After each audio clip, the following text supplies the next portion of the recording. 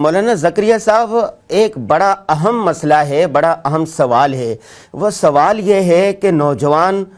طلبہ، طالبات اور نئی جنریشن یہ صبح روزہ رکھ لیتے ہیں، روزہ رکھنے کے بعد اسکولوں کی بھی چھٹیاں ہیں، مدارس کی بھی چھٹیاں ہیں، اور اکثر جگہ پر دفتر کے اوقات بھی کم ہو جاتے ہیں۔ اب صبح سے لے کر شام تک یہ دن کیسے گزاریں؟ بہت سارے نوجوان ہیں، ان کو کچھ نہیں ملتا، وہ فلمیں دیکھتے رہتے ہیں، ارطغرل ڈرامے دیکھتے رہتے ہیں یا سوتے رہتے ہیں۔ ایک مسلمان کو، نوجوان مسلمان کو اپنا دن کیسے گزارنا چاہیے؟ ذرا رہنمائی فرمائیں۔ اچھا، بسم اللہ الرحمن الرحیم، الحمدللہ وکفا وسلام علی عبادہ الذین اصطفیٰ۔ بہت عمدہ سوال آپ نے کیا ہے، اور بہت ہی یہ ہماری مسلمان امت کے لیے بڑا لمحہ فکریہ ہے کہ رمضان المبارک جو اللہ تعالی ہمیں مقدر سے عطا فرماتے ہیں، اور سال میں یہ ایک مہینہ ہوتا ہے، چند دن ہیں، یعنی جن کو باری تعالیٰ نے یہ فرمایا کہ ایام معدودات، یہ گنے چنے دن ہیں۔ تو ان گنے چنے دنوں کو انسان کو، ایک مسلمان کو جتنا قیمتی بنانا چاہیے، تو ہم یہ دیکھ رہے ہیں کہ امت کے اندر اس کی فکر جو ہے وہ تھوڑی سی اب کم ہوتی جا رہی ہے۔ یہ بات آپ نے جو فرمائی کہ روزہ رکھ لیا جاتا ہے، روزے کو تو ضروری اور فرض سمجھا جاتا ہے، الحمدللہ یہ بہت بڑی سعادت ہے کہ اللہ تعالیٰ روزے کی بھی توفیق عطا فرمائے۔ لیکن جیسے ہمارے اکابر نے لکھا ہے، اور روزے کا جو اصل مقصد ہے جو بیان کیا قرآن کریم نے، وہ یہ بیان کیا کہ لعلکم تتقون، یعنی اصل مقصد یہ ہے کہ تقوی حاصل ہو۔ اچھا، تقوی جو ہے وہ اس کے بارے میں بہت گفتگو ہو چکی ہے، بہت کہا گیا ہے اور سنا گیا ہے، لیکن دیکھیے یہ تقوی حاصل ہوتا ہے انسان کو روزے کے ساتھ، لیکن روزہ کیسے گزارا جائے، یہ ہے سب سے اہم بات۔ یعنی روزہ صرف اس چیز کا نام نہیں ہے کہ انسان وقت گزار لے، صبح صادق سے لے کے غروب آفتاب تک کا ٹائم پاس کر لے،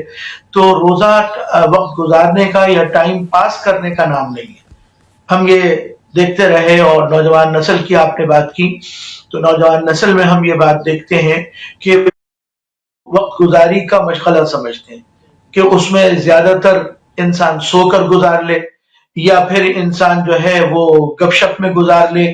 یا کچھ کھیل کود میں گزار لے، یا جیسے آپ نے کہا کہ مختلف، اب تو سوشل میڈیا کا دور ہے، تو انسان اپنے بستر پہ لیٹے لیٹے یا اپنی کرسی پہ بیٹھے بیٹھے وہ موبائل ہاتھ میں لے کے مختلف قسم کی سیریز، مختلف قسم کے ڈرامے، اور ارطغرل ڈرامہ آپ نے کہا۔ اچھا، یہ ایک اور میں آپ سے بات کہوں برسبیل تذکرہ،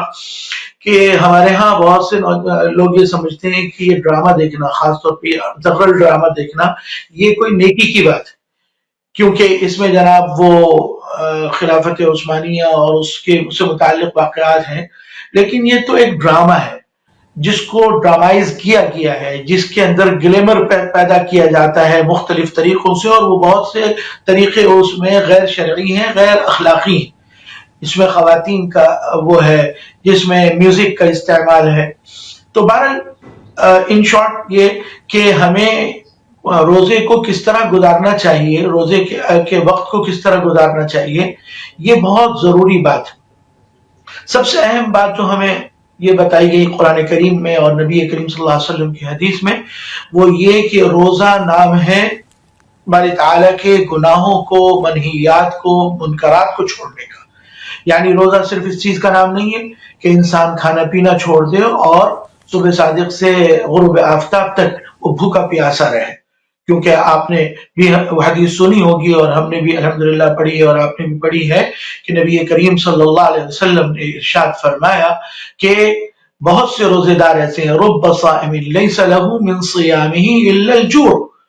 کہ بہت سے روزے دار ایسے ہیں کہ ان کو روزہ رکھ کے سوائے بھوک کے کچھ حاصل نہیں ہوتا، یعنی وہ بھوکے پیاسے تو رہے، بھوک پیاس تو برداشت کی، لیکن ان کو نیکی حاصل نہیں ہوئی، ان کو تقوی حاصل نہیں ہو سکا، ان کو اللہ تعالیٰ کی طرف سے وہ تزکیہ نفس جو روزے کا مقصد تھا وہ حاصل نہیں ہوا۔ اس کی وجہ کیا ہے؟ اس کی بنیادی وجہ یہ ہے کہ روزہ رکھ کے مختلف قسم کے دوسرے گناہوں میں مبتلا ہوئے۔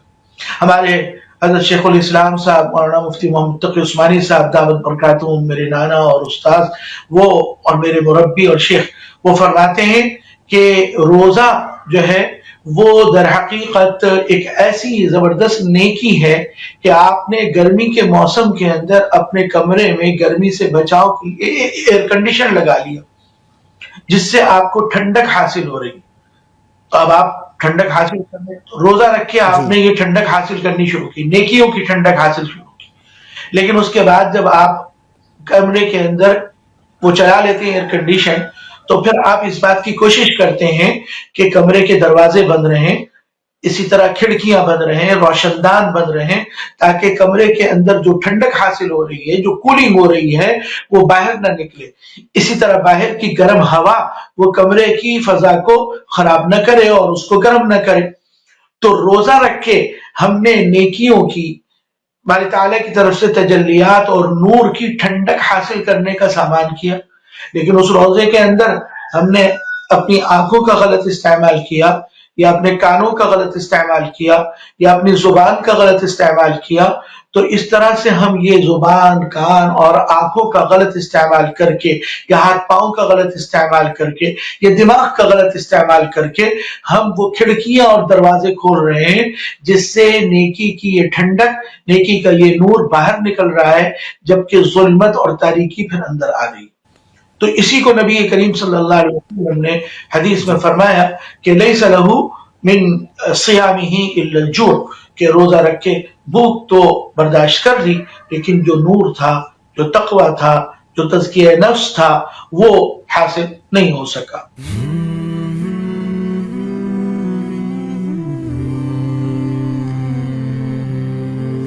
رمضان المبارک کی پر نور ساعتوں میں دیکھیے درسقرآن.com کے یوٹیوب اور فیس بک پر ہلال رمضان. سوشل میڈیا پر سب سے قدیم اور سب سے ریلائبل برانڈ www.درسقرآن.com.